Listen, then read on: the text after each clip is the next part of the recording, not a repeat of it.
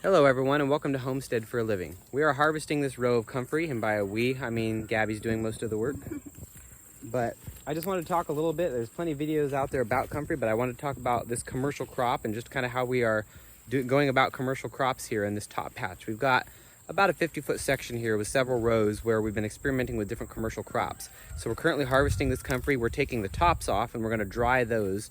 And those we're going to be selling those at the festival and selling them online on our website at hollowtopfarms.com.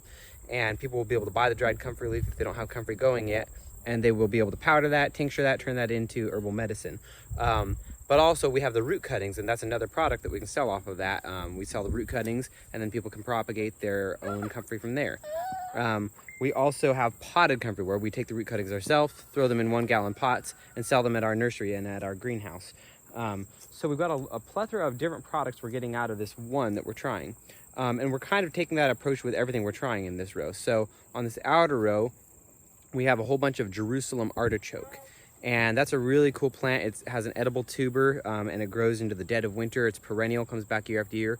Really cool plant.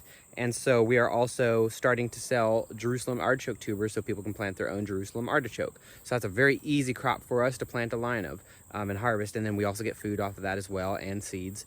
So that's another crop we're trying. Over here somewhere, right about there, this long, tall, dead-looking thing is a big mullein that's gone to seed. So that's another one we're working on, where we can dry the herbal leaves and make medicine out of that, and tinctures and value-added products. But we can also save those seeds and sell the seeds, and I've also been selling mullein in pots.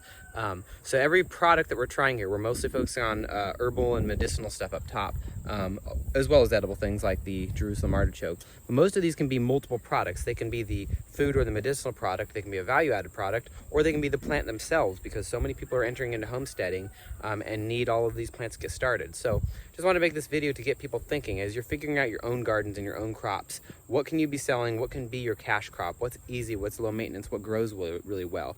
We've been experimenting up top, and not every experiment we've tried has worked out. We've had a lot of things that didn't grow well.